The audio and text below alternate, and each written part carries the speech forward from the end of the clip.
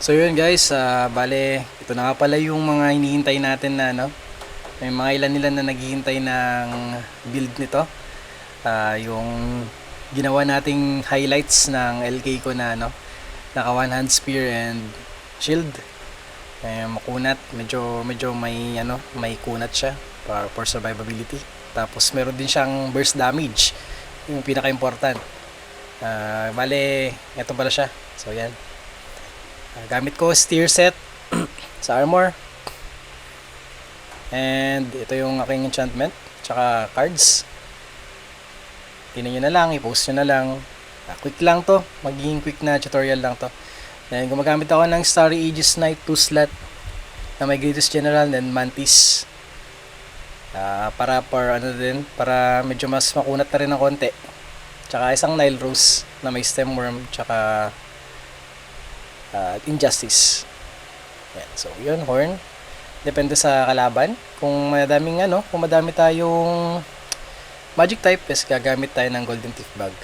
Nakatambay lang yan dyan. Bali, preset na lang natin. Then next is yung ating build is Ivory Lance. Ito yung ginagamit natin sa pagbo-burst ng kalaban. Ayan. Meron kasi siyang bibigyan siya ng ito. Vulnerability effect. Yan, kapag ka nag-activate yung spear stab. Kapag ginagamit natin yung mga skills natin or auto attacks. Sa case natin, hindi tayo gumagamit ng auto attacks. So, yun, yung clashing spiral. Ayan, okay. So, ito ang ating stats. Yan. Max vitality tayo para sa kunat. And kung papansin nyo, yung P-attack natin is 10,500 lang. Magagamit naman natin yan. Enough na yan para makapag-burst sa mga DPS. Dahil ang ating ignore P-def ay 2.8. Ayan, 2.8. And meron tayong P-damage reduction na 156% or almost 157 na din. So, usable na siya. And kapag nagbabuff tayo, papalit lang tayo ng weapon. Yan, sword, para mabuff natin yung Aura Blade na nag-ignore ng P-def ng kalaban. Tapos, papataas ng P-damage natin, no? Yan. Pansin nyo, sa buff pa lang is tumaas na kagad ng 2,000 plus ang ating physical attack. And, of course, tumaas din ng ating P-damage. Okay? Ano pa ba?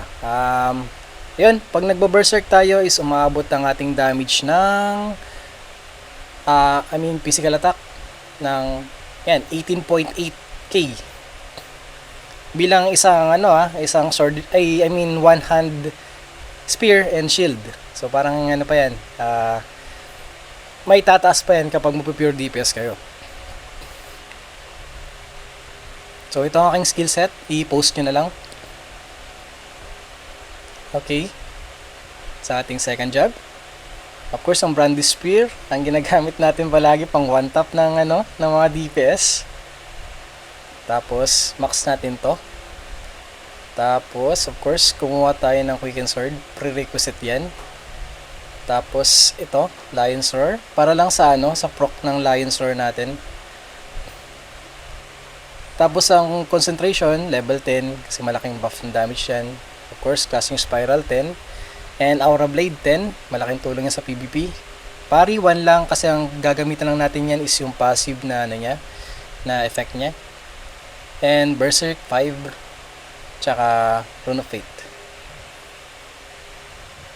Then, ito ang aking auto settings. Yan. Pwede tayo maglagay ng Rune of Fate para automatic siyang mag-proc. Mag-cast kapag na-stun kayo or na-fear. So, yun. Bali kapag nilagay ko sa auto yung Aura Blade kasi para pag nagpalit kayo at naka-auto kayo, naka-auto, at nagpalit kayo ng sword, automatic na siya magka-cast din.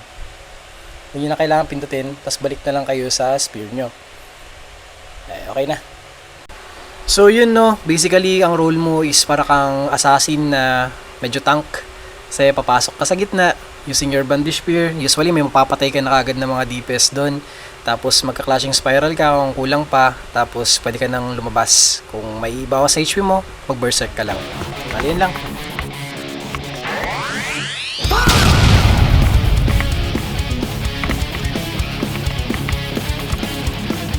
me! Help me!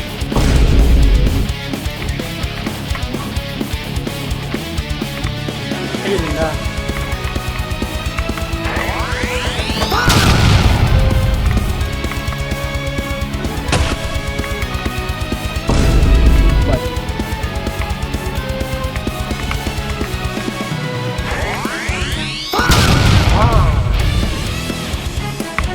What the heck, man? Samang balik mo.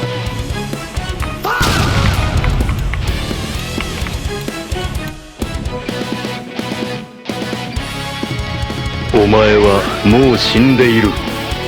何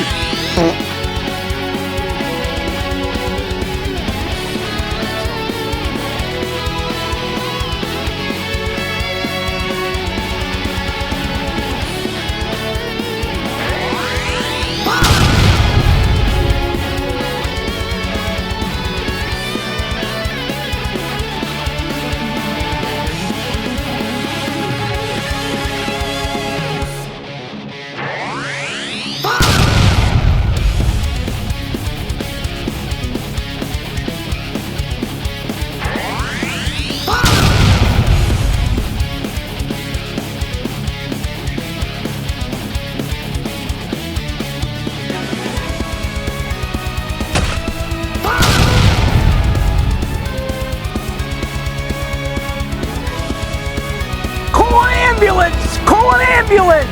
But not for me!